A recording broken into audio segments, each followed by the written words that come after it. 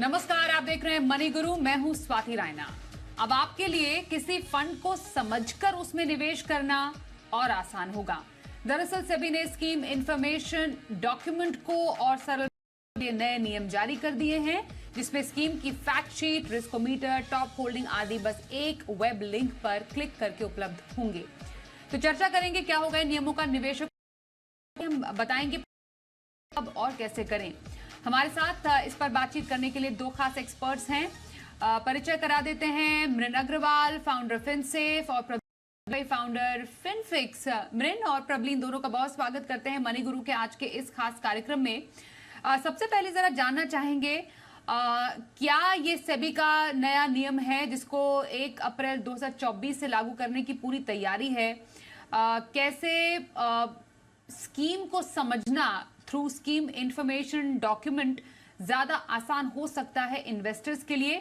मृन, अभी तक कौन कौन से इंफॉर्मेशन थे जो के लिए मौजूद थे और इस बदलाव आई थिंक इसको सिंप्लीफाई करने की वजह यही है कि फैक्ट है, उसको पढ़ने इन्वेस्टर्स के लिए इतना आसान नहीं रहता है। और ताकि इंफॉर्मेशन रिलेटेबल, जैसे जो है that they have to share total expense ratio for 6 months, right? या अगर आपकी जो बेंचमार्क है, आप कौन सा बेंचमार्क यूज है और उसका जस्टिफिकेशन की जरूरत है। Also how the scheme is different from the existing schemes of the mutual fund.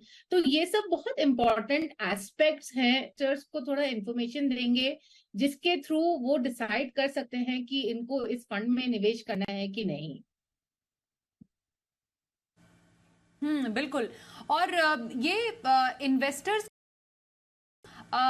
कितना आसान होता है, जितने जो हमने जो देखा है स्कीम इंफॉर्मेशन डॉक्यूमेंट में क्या क्या शामिल करने की सेबी ने बात की है कि स्कीम की टॉप होल्डिंग्स क्या रहनी चाहिए, फंड एलोकेशन क्या है, बेंचमार्क से उस फंड का प्रदर्शन कैसा है, कैसे निवेशकों के लिए वो फंड होगा, total expense ratio, fact sheet जिसका जिक्र मृन भी कर रही थी, थ्रू एक वेब लिंक के जरिए आप उसको सारा इंफॉर्मेशन एक्सेस कर सकते हैं। ये सभी चीजें एक इन्वेस्टर्स के लिए जरूरी होती है जब वो फंड में इन्वेस्ट करने के लिए फंड के लिए होमवर्क कर रहे होते हैं। जी, नमस्कार स्वाति जी। एब्सोल्युटली, जैसे अभी मैंने मेंशन किया कि ऑलरेडी काफी सारी रेलेवेंट इन्फॉर्मेशन है जो हमारे पास स्कीम इन्फॉर्मेशन डॉक्यूमेंट में अवेलेबल होती है। और मेरे ख्याल से जो ये नया अभी उनने जो चेंजेस प्रपोज किए हैं, इसके साथ इस डॉक्यूमेंट को और ज्यादा ट्रांसपेरेंट और यूजफुल बनाने की कोशिश की जा रही है। इसमें जो मेरे ख्याल से कुछ बहुत रेलेवेंट एडिशंस हैं, जो हमने देखा है कि सेबी काफी टाइम से बोल रहा है कि जो भी एएमसी के पर्सनल है उनका इन्वेस्टमेंट होना ही चाहिए, स्पेशली जो टॉप मैनेजमेंट है, फंड मैनेजर्स हैं, उनका खुद का इन्वेस्टमेंट होना चाहिए स्कीम में। और ये चीज अब इन्वेस्टर्स को उनके स्कीम इंफॉर्मेशन डॉक्यूमेंट में डायरेक्टली दिख पाएगी कि जो फंड मैनेजर है, जो उनकी स्कीम को मैनेज करने वाले हैं, उनका खुद का कितना इन्वेस्टमेंट है उस स्कीम में। तो मेरे ख्याल से ये एक बहुत ही ज्यादा रेलेवेंट इन्फॉर्मेशन होगी और इससे कॉन्फिडेंस बिल्डिंग होगी जो प्रोस्पेक्टिव इन्वेस्टर हैं, जो निवेशक हैं, जो इन्वेस्ट करना चाहते हैं। इसके साथ साथ स्वाति जी, मेरे ख्याल से जो हम लोग अक्सर थर्ड पार्टी प्लेटफॉर्म्स को या वेबसाइट पे जाके हमें फंड हाउस की चेक करनी पड़ती है काफी इंफॉर्मेशन, जैसे एक्सपेंस रेशो हो गया। एक्सपेंस रेशो भी आपको जो लेटेस्ट होता है वही दिखता है। लेटेस्ट आपको अगर होल्डिंग्स देखनी हो टॉप 10, इन सारी चीजों के लिए अब स्कीम इंफॉर्मेशन डॉक्यूमेंट में ही लिंक प्रोवाइड किया जाएगा। एक्सपेंस रेशो आपको पूरे 6 महीने का दिख जाएगा। उसके साथ साथ टॉप 10 होल्डिंग्स उस स्कीम की क्या होंगी ये दिखेंगी। तो स्कीम इंफॉर्मेशन डॉक्यूमेंट जो ऑलरेडी एक काफी लंबा चौड़ा 100 पन्ने से ज्यादा का डॉक्यूमेंट है, उसको थोड़ा सिंप्लीफाई करके जो बहुत रेलेवेंट एस्पेक्ट्स हैं जो एक निवेशक को पता होना चाहिए, उनको ऐड करने की कोशिश की गई है। और इसके साथ साथ जो ये चेंजेस हैं, ये हम जो की इंफॉर्मेशन मेमोरेंडम है उसमें और स्टेटमेंट ऑफ एडिशनल इंफॉर्मेशन में भी देखेंगे। वहां पे भी मैनेजमेंट और जो बोर्ड ऑफ डायरेक्टर्स हैं उनकी इन्वेस्टमेंट्स पर्टिकुलर स्कीम्स और फंड हाउस में कितनी है, वो हमें दिखने लगेंगी आगे चल के। तो मकसद यही है सेबी का कि फंड में निवेश करना, फंड को समझना एक निवेशक के लिए आसान हो, कहीं बहुत ज्यादा इधर उधर सोर्स पे जाने की जरूरत ना पड़े। एक ही जगह पर सारी जानकारी एक फंड की, वो भी डिटेल्ड जानकारी, ज्यादा पारदर्शिता के साथ किसी फंड की हो, और जो ऑलरेडी सेबी के पास जो स्कीम्स हैं, सेबी के पास जो पहले से ही दाखिल स्कीम्स है उस पर लागू नहीं होगा। इस बात को जरूर समझिएगा। तो ये स्कीम जो है आप अच्छे से समझ पाएंगे इस नए स्कीम इंफॉर्मेशन डॉक्यूमेंट में बदलाव के चलते 1 अप्रैल 2024 से। आइए अब जरा समझने की कोशिश करते हैं पोर्टफोलियो रिव्यू के बारे में। ये बहुत ही एक महत्वपूर्ण एस्पेक्ट होता है। जब आप पोर्टफोलियो बनाते हैं, उसमें निवेश करते हैं, तो जरूरत होती है बार बार उसको बीच बीच फिक्सिंग की जरूरत पड़ती है। लेकिन ये फिक्सिंग कितनी और कब की जानी चाहिए, इसके बारे में हर किसी को जानकारी जरूर होनी चाहिए। मृन, मैं सबसे पहले आपसे समझना चाहती हूँ, पोर्टफोलियो रिव्यू की हम बात तो करते हैं, लेकिन क्यों इतनी इंपॉर्टेंट, क्या क्या हमें मालूम चलता है पोर्टफोलियो रिव्यू करने के दौरान? तो सबसे पहले तो स्वाति, पोर्टफोलियो रिव्यू करना बहुत इंपॉर्टेंट होता है। हम लाइफ में जो भी करते हैं उसका कभी ना कभी तो हमें चेक करना पड़ेगा कि वो कैसे चल रहा है, राइट। सो जो हमने इन्वेस्टमेंट्स किए हैं, तो उसके लिए भी अगर हम लाइक इन्वेस्टमेंट्स रिव्यू के बारे में बात करें, तो उसको भी हमें परखना बहुत जरूरी है, ये देखने के लिए कि जो हमने इन्वेस्टमेंट्स किए हैं, सबसे पहले तो क्या वो हमारे गोल्स को हेल्प मीट करने में हमारी हेल्प कर रहे हैं। अच्छा, दूसरा क्या होता है ना कि जब तक हम ये करेंगे नहीं, हम तब तक जानेंगे नहीं कि क्या हो रहा है। कि हमें लगेगा अच्छा मार्केट में अभी मिड कैप 30% बढ़ गया है, तो मेरा पोर्टफोलियो भी 30% बढ़ गया होगा। ज्यादातर मैंने देखा है कि जब तक हम ब्लैक एंड व्हाइट में नहीं देखते हैं, तो हमें राइट पर्सपेक्टिव नहीं आता है। और जब हमें ये राइट पर्सपेक्टिव आता है, तभी हमें पता चलता है कि हमें कौन सा एक्शन फ्यूचर में लेना चाहिए अपने इन्वेस्टमेंट्स को, और अपने जो दूसरे पर्सनल फाइनेंस के एस्पेक्ट्स हैं, जैसे फॉर एग्जांपल इंश्योरेंस या लोन्स हैं, इनको मैनेज करने के लिए।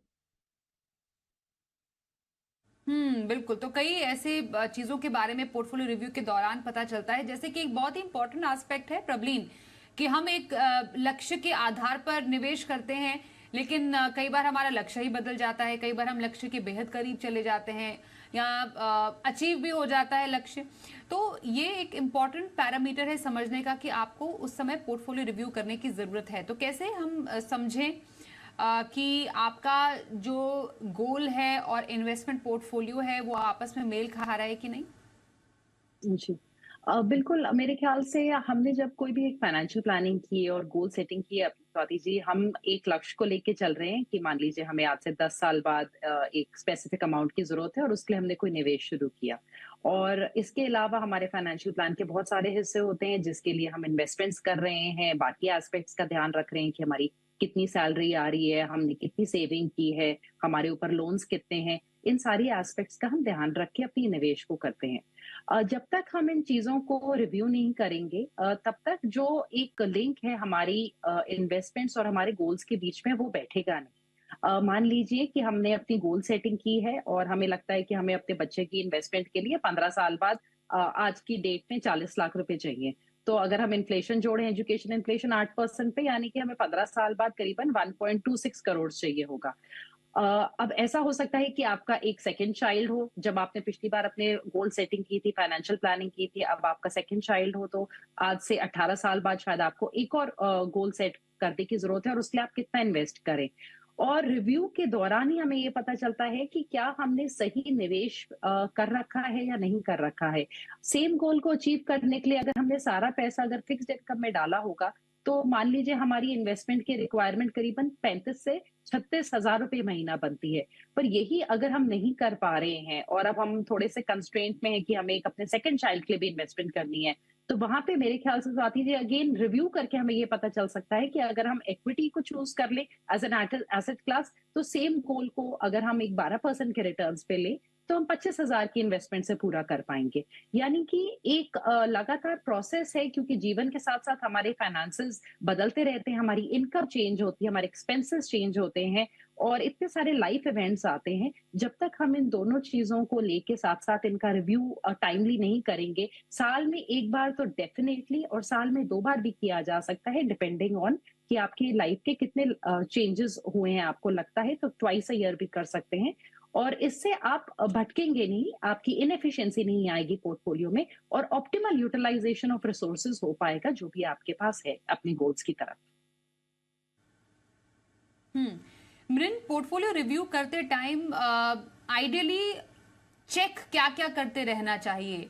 क्योंकि हर एक एस्पेक्ट को चेंज करना या देखना पॉसिबल नहीं हो पाता, लेकिन कौन सी ऐसी इंपॉर्टेंट पैरामीटर्स हैं जिसको चेक करना हर एक रिव्यू में बहुत इंपॉर्टेंट है? तो सबसे पहले तो स्वाति, सबके लिए रिटर्न इम्पोर्टेंट है। तो सर्टेनली हमारा पोर्टफोलियो का क्या रिटर्न आ रहा है ओवरऑल बेसिस पर, एंड ऑल्सो इंडिविजुअली जो हमारे अलग अलग इन्वेस्टमेंट्स हैं उसका क्या परफॉर्मेंस है, ये सबसे पहले हमें चेक करना पड़ेगा। ज्यादातर क्या होता है कि लोग क्या देखते हैं कि जो इक्विटी में इन्वेस्टमेंट कर रहे हैं वो उसका चेक कर लेते हैं, बट वो दूसरे जो इन्वेस्टमेंट्स उनके पोर्टफोलियो में है वो उसके बारे में चेक नहीं करते हैं, एंड जो ओवरऑल लेवल में वेटेड एवरेज रिटर्न है वो कितना आ रहा है। अच्छा, दूसरा हमें ये भी चेक करना है कि other things like for example the cost associated in the portfolio, या फॉर एग्जांपल जो रिस्क हमने लिया है वो हमारे क्षमता लेने के लेवल पर ही है या वो रिस्क बढ़ गया है, क्योंकि आजकल काफी सारे नए नए इन्वेस्टमेंट आ रहे हैं जिससे लोग काफी मोहित हो रहे हैं और उसमें डाल रहे हैं, बट उसमें रिस्क भी है। गोल्स ऑफ कोर्स ये हमें चेक करना पड़ेगा कि जो हमने निवेश किया है वो how much of it is help us in achieving our goals, like हमारा गोल किस लेवल तक अचीव हो गया है। अच्छा, अगर हमें एडिशनल फंड्स डालने हैं या अगर कुछ हमारी लाइफ सिचुएशन में चेंजेस हैं और हमारे गोल्स रीअलाइन करने हैं, I think Praveen also talked about it, उन्होंने एग्जांपल दिया कि अगर दोनों बच्चों के लिए सेव करना है तो अगर आप ये रिव्यू करेंगे तो आपको पता चलेगा कि मेरे को कैसे एलोकेट करना है। इसमें एक और बात मैं आजकल बहुत देख रही हूँ कि जो लोग चाइल्ड एजुकेशन के लिए अमाउंट सेव कर रहे हैं उनको एकदम से उनको लग रहा है कि ये अमाउंट बहुत कम है, तो जब हम रिव्यू करते हैं तो उस समय हम ये नया अपने गोल को रीअलाइन भी कर सकते हैं या रीडू भी कर सकते हैं। एंड फाइनली अगर हमें अपने पोर्टफोलियो को कुछ चेंज करना है तो ऐसा है, मैं एग्जांपल देती हूँ। For example for retirement most salaried people वो ईपीएफ पर ही ध्यान देते हैं, जनरली इक्विटीज या एनपीएस में उनका ध्यान नहीं रहता है रिटायरमेंट के लिए। बट मे बी उन्होंने कुछ रिसर्च किया हो या उनको सुनने में आया हो या उन्होंने आपका शो देखा हो और वो चाहते हैं कि अच्छा अब मैं एनपीएस में भी निवेश करूं।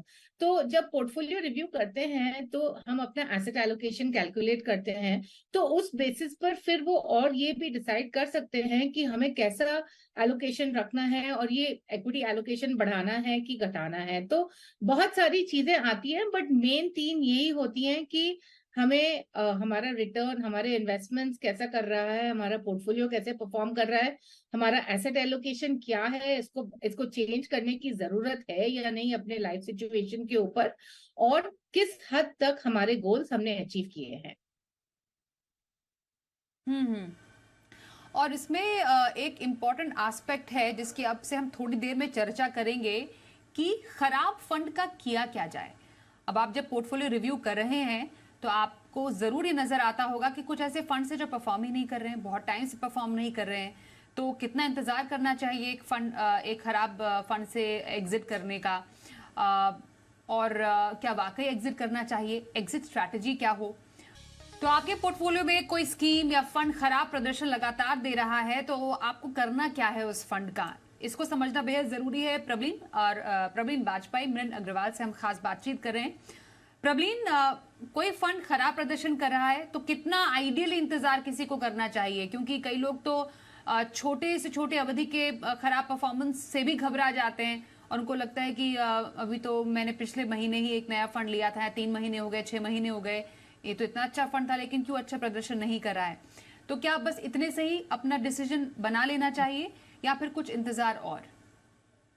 जी, अभी जैसे सॉरी जी, मृन ने मेंशन किया था कि रिटर्न्स एक बहुत इंपॉर्टेंट एस्पेक्ट होता है और स्पेशली म्यूचुअल फंड्स में, क्योंकि इतनी ट्रांसपेरेंसी है, हर रोज हमें दिख जाता है कि हमारी परफॉर्मेंस कैसी चल रही है, हमारी इन्वेस्टमेंट्स कैसा कर रहे हैं, कि हम लोगों की थोड़ी सी ओवर एनालाइज कहीं ना कहीं हम करना चाहते हैं और थोड़ा घबराते भी हैं कि हमारा पोर्टफोलियो शायद सही नहीं है या हमें रिटर्न्स नहीं मिलेंगे। इसमें 2-3 एस्पेक्ट्स का ध्यान रखा जा सकता है। सबसे पहला तो जब हम अपनी किसी पोर्टफोलियो रिव्यू अगर हम कर ले हैं साल में 1 बार या 6 महीने में भी अगर हम 1 बार कर रहे हैं, हम अपनी स्कीम के रिटर्न्स को आइसोलेशन में ना देखें। हम अपनी स्कीम के रिटर्न्स को एक कंपैरिजन करें कि जो स्कीम का बेंचमार्क है, उसके कंपैरिजन में स्कीम ने कैसा किया है, और साथ ही जो पूरी कैटेगरी है, लेट्स से कि हमने एक लार्ज मिड कैप फंड को एनालाइज करना है, तो हम उसके बेंचमार्क से उसको कंपेयर करेंगे, और साथ ही जो कैटेगरी एवरेज रिटर्न्स हैं large and mid cap funds के, उसको देखेंगे। यहाँ पे आपको ट्रेलिंग रिटर्न्स फर्स्ट आप देखते हैं, बिकॉज वो सबसे कॉमनली इन्वेस्टर्स की नजर में पड़ता है कि ईयर टू डेट रिटर्न्स क्या थे, पिछले 1 साल के, 2 साल के। पर ट्रेलिंग रिटर्न्स अकेले काफी नहीं है, इसको हमें कॉम्बिनेशन में यूज करना है रोलिंग रिटर्न्स के साथ। रोलिंग रिटर्न्स एक ज्यादा बेहतरीन तरीका है स्कीम की परफॉर्मेंस को गेज करने का। तो इन दोनों रिटर्न्स को पहले तो देख के स्वाति जी एनालाइज करना है निवेशक को कि क्या उनका स्कीम दोनों एस्पेक्ट्स में बेंचमार्क और कैटेगरी से लैग कर रहा है। अगर उसने बेंचमार्क को बीट किया है और कैटेगरी एवरेज को भी बीट किया है और ओवरऑल रिटर्न्स कम है, तो उनको ये समझने की जरूरत है कि प्रोबेबली ये कैटेगरी ही इस टाइम पे परफॉर्म नहीं कर रही है, या मार्केट्स की ऐसी कंडीशंस हैं, उनके फंड में कुछ अलग से स्पेसिफिक प्रॉब्लम नहीं है। पर अगर उनको लगता है कि रोलिंग रिटर्न के बेसिस पे भी उनका स्कीम लैग कर रहा है 4 से 5% से as compare to benchmark and the category, तब उसको थोड़ा सा उनको डीप डाइव करने की जरूरत पड़ेगी कि ऐसा क्यों है।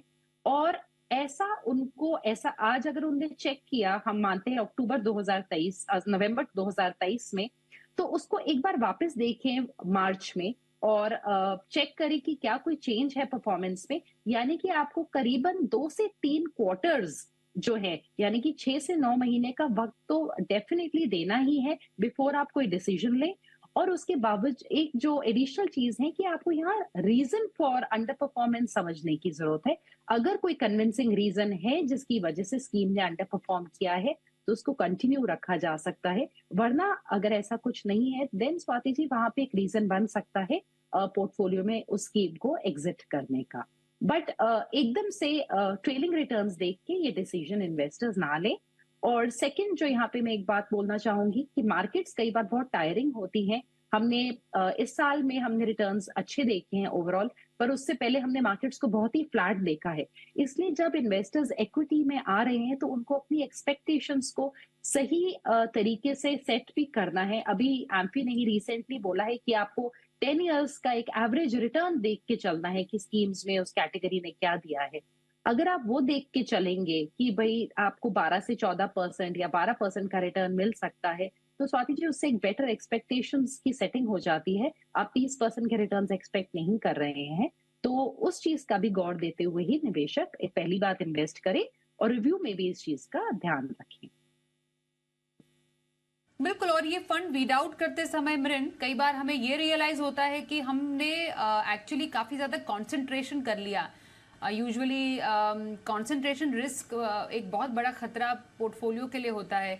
हम एक ही एमसी को चुन लेते हैं जो शायद हमें पसंद है, और हमें लगता है कि हाँ, इस फंड हाउस ने तो बहुत अच्छे फंड दिए हैं, तो भावुक हो के हम बहुत सारे फंड एक ही फंड हाउस के ले लेते हैं, या फिर एक ही कैटेगरी के बहुत सारे फंड्स में निवेश कर देते हैं। तो अगर ऐसी कोई सिचुएशन है किसी के पोर्टफोलियो में, तो रिव्यू करते टाइम ऐसी सिचुएशन में एक ही तरीके के बहुत सारे फंड्स में से कैसे फंड्स को निकाला जा सकता है? बिल्कुल। तो सबसे पहले तो एक्चुअली मैंने बहुत ऑफन देखा है कि इन्वेस्टर्स काफी ओवर डाइवर्सिफाई कर लेते हैं। तो जैसे कि आपने कहा कि बहुत सारे फंड्स एक कैटेगरी के, या बहुत सारे फंड्स एक ही फंड हाउस के, या हमने बहुत सारे फंड्स खरीद रखे हैं, जैसे 20-25 फंड खरीद रखे हैं जिसमें हमने छोटा छोटा अमाउंट निवेश किया है। तो आई फील कि जब हम अपना पोर्टफोलियो रिव्यू कर रहे हैं, और अगर पहले तो मैं यही कहूंगी कि हमें अपना पोर्टफोलियो रिव्यू साल में एक ही बार करना चाहिए, बहुत ऑफन नहीं करना चाहिए। बिकॉज इससे क्या होता है कि हमें लगता है कि हमें कोई एक्शन लेना है, तो साल में एक ही बार कीजिए। और अगर आप रीबैलेंस करने की सोच रहे हैं, सो फॉर एग्जांपल अगर आपको लगता है कि मेरा इक्विटी का एलोकेशन बहुत हाई हो गया है, जो मेरा लिमिट है उससे वो बहुत ज्यादा ऊपर हो गया है और मुझे थोड़ा इसको घटाना है, थोड़ा कम करना है ताकि अपना एसेट एलोकेशन मेंटेन कर सकते हैं, तो मेरे ख्याल से instead of, I think first we should weed out these funds, जैसे अगर हमारे पास निफ्टी 50 के 4 फंड हैं, राइट, या अगर एक ही फंड हाउस से हमारे पास 4 फंड हैं, या अगर बहुत ही छोटे छोटे अमाउंट्स के इन्वेस्टमेंट्स हैं, आई फील पहले हमें इन 3 कैटेगरी से रिडीम करना चाहिए, and then only we should look at redeeming the other funds so that we can consolidate the portfolio to about 4 to 5 funds. Prableen, usually जैसा आप दोनों एक्सपर्ट्स कह रही हैं कि मैक्सिमम साल में 2 बार आप पोर्टफोलियो रिव्यू कीजिए, जरूरत पड़ती है तो आप रिबैलेंस कर सकते हैं, पर क्या ऐसे कुछ इवेंट्स भी हो सकते हैं जिसकी बेसिस पे 2 बार से ज्यादा भी जरूरत पड़ सकती है पोर्टफोलियो को रिव्यू और रिबैलेंस करने की? ऐसे कौन से इवेंट्स हो सकते हैं जो कि आपको अफेक्ट करते हैं एक निवेशक को? जी, स्वाति जी, एक तो जो फ्रीक्वेंसी है ऑफ रिव्यू, मेरे ख्याल से कहीं ना कहीं थोड़ा सा वो इन्वेस्टमेंट का आपका क्या साइज है उस पर भी डिपेंड करता है और आपके गोल्स कितने पास हैं। अगर आपके गोल्स थोड़े ज्यादा पास हैं तो आई थिंक रिव्यू आप साल में 2 बार कर लीजिए। अगर आपके गोल्स दूर हैं तो आप ईयरली रिव्यू करें, आई थिंक वो सफिशिएंट होगा, स्पेशली जब आपकी निवेश की शुरुआत हुई है। उसके अलावा आई थिंक स्पेसिफिक इवेंट्स हैं जब निवेशक अपने रिव्यू कर सकते हैं पोर्टफोलियोज को। एक तो होता है कि अगर कोई टैक्सेशन में चेंजेस है, रेगुलेटरी चेंजेस आए हैं, जैसे हमने इंटरनेशनल इन्वेस्टिंग और गोल्ड में बदलाव देखा टैक्सेशन को लेके, तो वो एक चीज है जिसको इन्वेस्टर्स नोट कर सकते हैं और उसके बेसिस पे अगर रिव्यू कर सकते हैं कि ओवरऑल उनकी टैक्स लायबिलिटी में कोई बहुत ज्यादा फर्क तो नहीं आ रहा है। इसके साथ साथ कुछ मार्केट कंडीशंस होती हैं जब उनको लग सकता है कि जैसे हमने इस साल देखा कि मिड कैप और स्मॉल कैप्स में बहुत तेजी देखी, जबकि हमने लार्ज कैप्स में बहुत ज्यादा तेजी नहीं देखी थी। कई बार निवेशकों को लगता है कि शायद हमारे इन्वेस्टमेंट्स उतने अलाइन नहीं है सूटेड कि जहाँ पे सारे मार्केट कैप्स का उनको एक्सपोजर एडिक्वेटली मिल रहा है। यानी कि स्पेसिफिक मार्केट कंडीशंस में अगर उनको लगता है कि उनका निवेश कुछ अलग से लैग कर रहा है, तब भी वो एक बार चेक कर सकते हैं कि उनका मार्केट कैप एक्सपोजर क्या है और क्या उनको रीएनालाइज करने की जरूरत है। अदर देन दैट, निवेशक की अगर लाइफ में कोई ऐसा इवेंट आया है जहां पे कोई बड़ा मॉनेटरी चेंज है उनके फाइनेंसेस में, तब या फिर उनके पास कोई विंडफॉल गेन हुआ है, देन डेफिनेटली रिव्यू करके अपनी इन्वेस्टमेंट्स को, वो अपने ओवरऑल एसेट एलोकेशन को रीसेट कर सकते हैं। पर जितना हमने देखा है स्वाति जी, ज्यादातर अभी भी इन्वेस्टर्स जो है, स्पेशली इंडिया में, हमारे पास अभी भी फिक्स्ड इनकम का एलोकेशन ज्यादा है और हमारा जो इक्विटी में एक्सपोजर कम है, तो बहुत ज्यादा जरूरत नहीं आती है अक्सर रीबैलेंसिंग की। पर डेफिनेटली अगर कोई ऐसा इवेंट है तब आप बढ़ा सकते हैं अपना इक्विटी में एक्सपोजर और उसको बैलेंस आउट कर सकते हैं। एंड अदर देन दैट, अगर आपको लगता है कि आपकी रिस्क एपेटाइट में कोई बहुत ज्यादा फर्क आया है, तब भी आपको रिव्यू करना चाहिए। आपकी जॉब चली गई है या आपकी जॉब को, आप पहले प्रोबेशन पे थे, आपकी जॉब पक्की हो गई है, या आपकी वाइफ अब साथ में कमाने लगी है, इस टाइप के इवेंट्स पे भी आपको रिव्यू करके अपने पोर्टफोलियो में एडिक्वेट चेंजेस करने चाहिए, ताकि आपकी इन्वेस्टमेंट्स आपके फाइनेंशियल गोल्स के हिसाब से अलाइन रहें और आपका पोर्टफोलियो ज्यादा रोबस्ट रहे। जी, तो कुछ ऐसे तरीके पोर्टफोलियो रिव्यू करने के, पोर्टफोलियो रिबैलेंस करने का सही समय और क्या इवेंट्स हो सकते हैं, इस पे हमने की खास चर्चा। धन्यवाद हम करेंगे मृन आपका, प्रबलीन आप दोनों का ही हमारे साथ इस कार्यक्रम में शामिल होने के लिए।